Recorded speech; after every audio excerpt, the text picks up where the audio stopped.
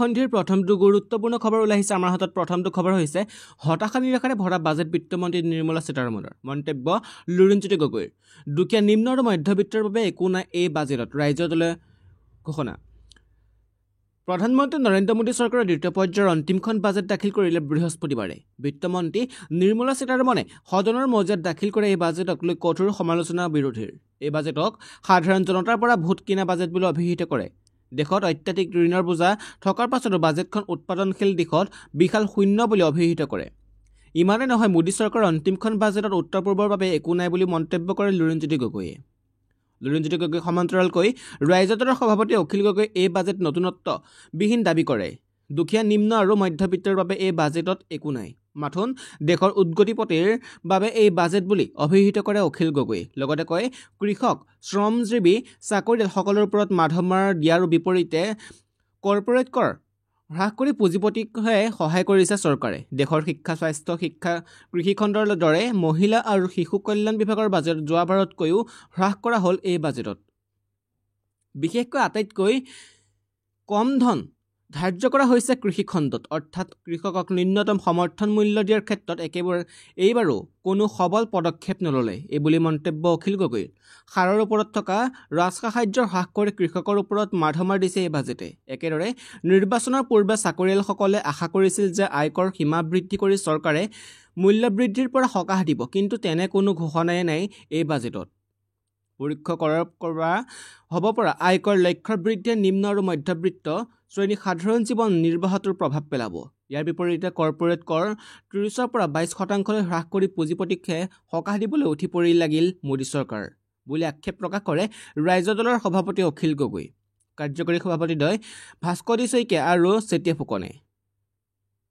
হিতাধিকাৰীক সৃষ্টি গুৰুত্ব আৰোপ কৰা এই বাজেটত নতুন সংস্থাপন জীৱিকা আদিৰ বিশেষ বিষয়ে কোনো পৰিকল্পনা নাই বুলি আক্ষেপ প্ৰকাশ কৰে ৰাজ্য দলৰ নেতাসকলে তদুপৰি অসম তথা উত্তৰ পূৰ্বাঞ্চলৰ ক্ষেত্ৰত এই বাজেটে একো দিব পৰা নাই এয়া অঞ্চলটোৰ প্ৰতি চৰম অৱজ্ঞা বুলি ক্ষোভ প্ৰকাশ কৰে ৰাজ্য দলে ভূপেন বৰা যোৰহাট সদৰ থানালৈ অহাৰ পিছতে বিপদত পৰিল যোৰহাটৰ একাংশ আৰক্ষী কিয় শাস্তিৰ সন্মুখীন হ'ব লগা হ'ল যোৰহাট ২৭জনতকৈ অধিক আৰক্ষীৰ লোক ভূপেন বৰা যোৰহাট সদৰ থানালৈ তলব কৰাৰ পিছতেই বিপদত পৰিল যোৰহাট একাংশ আৰক্ষী শাস্তিমূলক ব্যৱস্থাৰ সন্মুখীন হ'ব লগা হৈছে যোৰহাটৰ একাংশ আৰক্ষী যেন ৰাহুল গান্ধীৰ ভোটে খেদি ফুৰিছে যোৰহাট আৰক্ষী আৰু জিলা প্ৰশাসনক থানাত হাজিৰ হ'বলৈ আহি যোৰহাটত ভূপেন বৰা তথা কংগ্ৰেছৰ লাভ কৰিলে দিনজোৰা ব্যাপক প্ৰচাৰ বুধবাৰে দুপৰীয়া যোৰহাট সদৰ থানা সন্মুখলৈ বহু কংগ্ৰেছ কৰ্মীক লগত লৈ আহিছিল ভূপেন বৰাই থানাৰ সন্মুখত বহু সময় ধৰি ভিৰ কৰি থকাৰ লগতে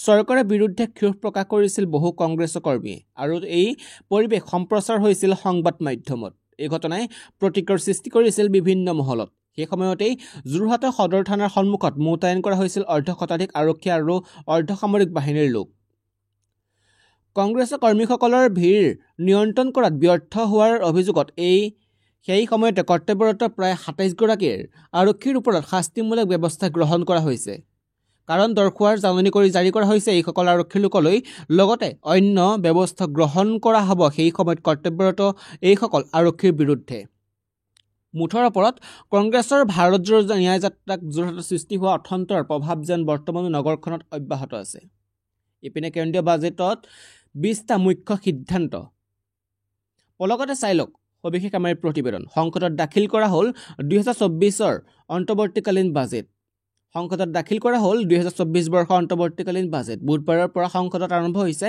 বাজেট অধিৱেশন কেন্দ্ৰীয় বিত্তমন্ত্ৰী নিৰ্মলা সীতাৰমণে দাখিল কৰিলে মোদী চৰকাৰৰ দ্বিতীয়টো কাৰ্যকালৰ বৰ্ষৰ অন্তৰ্বৰ্তীকালীন বাজেট এতিয়া চাওঁ আহক বাজেটৰ ২০টা ডাঙৰ খবৰ যি খবৰ জৰিয়তে উপকৃত হ'ব দেশৰ ১৪০ কোটি জনতা কেন্দ্ৰীয় চৰকাৰে বাজেটৰ আগত বিমান যাত্ৰীক উপহাৰ দিলে এইবাৰ বাজেটত বিমান ইন্ধনৰ দাম হ্ৰাস পাইছে যাৰ বাবে বিমান ভাড়া অধিক সুলভ হ'ব পাৰে বাজেটৰ পূৰ্বেও বাণিজ্যিক এলপিজিৰ দাম বৃদ্ধি কৰা হৈছে অৱশ্যে ইয়াৰ দ্বাৰা সাধাৰণ মানুহ বিশেষ প্ৰভাৱিত নহ'ব এতিয়া কেৱল বাণিজ্যিক এলপিজি চিলিণ্ডাৰ ১৯ কেজিত প্ৰতি কেজিত ১৪ টকাকৈ অধিক টকা দিব লাগিব এইবাৰ বাজেটত আয়কৰ দিয়া লোকসকলক লাভ কৰিলে বৃহৎ সকাহ আগৰ দৰে এই বিত্তীয় বৰ্ষত তেওঁ আয়কৰ দি থাকিব পাৰিব মধ্যবিত্ত শ্ৰেণীৰ বাবে নতুন গৃহ নিৰ্মাণ আঁচনিৰ ঘোষণা বিত্তমন্ত্ৰীৰ গৃহ ক্ৰেতা আৰু গৃহ নিৰ্মাতাসকলেও অন্তৱৰ্তীকালীন বাজেটৰ পৰা লাভৱান হ'ব। ৰেল যাত্ৰীৰ সন্দৰ্ভতো এই ডাঙৰ ঘোষণা। বাজেটত দেশত 49,000 নতুন ৰেল ডবা নিৰ্মাণ হ'ব। PM আৱাস যোজনাৰ অধীনত আগন্তুক 5 বছৰত 2 কোটি ঘৰ নিৰ্মাণ হ'ব। দেশৰ কৃষকসকলে আগৰ দৰেই PM ফচল যোজনাৰ সুবিধা লাভ কৰি যাব। এতিয়াৰে পৰা কৃষকসকলে শস্যত নেনো DAP ব্যৱহাৰ কৰাটো সহজ হৈ পৰিব। দেশত সৌৰচাট আঁচনিৰ অধীনত প্ৰতিমাহে 300 ইউনিট বিনামূলীয়া বিদ্যুৎ উপলব্ধ হ'ব। দেশত ৰেলপথ আৰু 3টা কৰিডৰৰ কাম আৰম্ভ হ'ব। দেশত 1000ৰো অধিক নতুন বিমানৰ সংযোজন হ'ব, যাৰ ফলত বিমানৰ ভাড়া হ্ৰাস পাব পাৰে। চাৰ্ভাইকেল কেঞ্চাৰ প্ৰতিৰোধৰ বাবে 9ৰ পৰা 14 বছৰ বয়সৰ শিশু টীকাকৰণ আৰম্ভ হ'ব। দেশৰ সকলো আশাকৰ্মী আৰু অংগনবাড়ী কেন্দ্ৰৰ সেৱিকাই আয়ুষ্মান ভাৰতৰ সুবিধা পাব। ই বাহন নীতিৰ অধীনত এতিয়া ৰাজহুৱা পৰিবহণ নেটৱৰ্ক সংযোগ কৰা হ'ব। যুৱক-যুৱতীসকলে চিকিৎসক কৰাৰ লক্ষ্য দেশত 15খন এইমছৰ লগতে একাধিক চিকিৎসা মহাবিদ্যালয় মুকলি কৰা হ'ব। গাখীৰ উৎপাদনকাৰী কৃষকৰ বাবে নতুনকৈ গাখীৰ দিয়া জীৱ-জন্তু প্ৰস্তুত কৰাৰ বাবে কাৰ্যক্ৰম প্ৰস্তুতৰ লক্ষ্য। মীন পালন দুগুণ কৰাৰ লক্ষ্য। দেশৰ 3 কোটি মহিলাৰ বাবে লাখপতি বাইদেউ বনোৱাৰ লক্ষ্য। স্কিল ইণ্ডিয়া মিছনৰ অধীনত যুৱক-যুৱতীসকলক অধিক প্ৰশিক্ষণ দিয়া হ'ব। দেশৰ নতুন নতুন চহৰলৈ মেট্ৰ' ৰেলৰ সম্প্ৰসাৰণ হ'ব। অথন্তৰে লগ এৰিয়ে দিয়া নাই এইবাৰ ৰাহুল গান্ধীৰ বাহনত আক্ৰমণ দুৰ্বৃত্তৰ। আৰম্ভণিৰ দিনৰ পৰা এটাৰ পিছত আন এটা বিপদে লগ এৰি দিয়া নাই ভাৰত জোড়ো ন্যায় যাত্ৰাত। অথন্তৰে লগ এৰি নিদিয়া কংগ্ৰেছৰ এটা যাত্ৰা, নাম ভাৰত জোড়ো ন্যায় যাত্ৰা। আৰম্ভণিৰ দিনৰ পৰা এটাৰ পিছত আন এটা বিপদে লগ এৰি দিয়া নাই ভাৰত জোড়ো ন্যায় যাত্ৰাত। কি মণিপুৰ, কি অসম, কি পশ্চিমবংগ, প্ৰতিখন ৰাজ্যত ৰাহুল গান্ধীৰ ন্যায় যাত্ৰাত অথন্তৰ, বেমেজালি, বিশৃংখল আৰু আহুকাল। ভাৰত জোড়ো ন্যায় যাত্ৰাত বেমেজালি অসমৰ কেইবাখনো থানাত ৰুজু হৈছে গোচৰ। বিহাৰতো আহুকালৰ সন্মুখীন ৰাহুল গান্ধীৰ। ন্যায় যাত্ৰাৰ সময়ত ৰাহুল গান্ধীৰ বাহনত আক্ৰমণ দুৰ্বৃত্তৰ।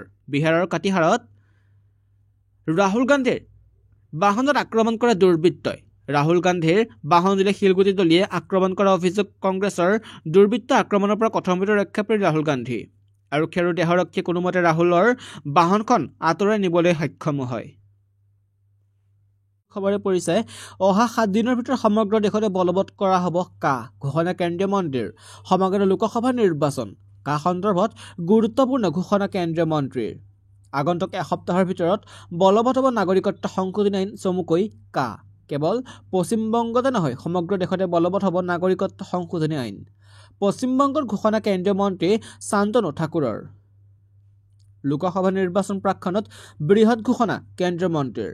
পশ্চিমবংগৰ দক্ষিণ 24 পৰিগণাত এক জনসভাত ভাষণ প্ৰদান কৰি কা বলবৎ কৰাৰ কথা ঘোষণা কেন্দ্ৰীয় মন্ত্ৰী শান্তনু ঠাকুৰৰ। কেন্দ্ৰীয় মন্ত্ৰীগৰাকীৰ ঘোষণা অযোধ্যাৰ ৰাম মন্দিৰ উদ্বোধন কৰা হৈছে আৰু অহা 7 দিনৰ ভিতৰত সমগ্ৰ দেশতে কা কাৰ্যকৰী কৰা হ'ব। এয়া মোৰ নিশ্চয়তা।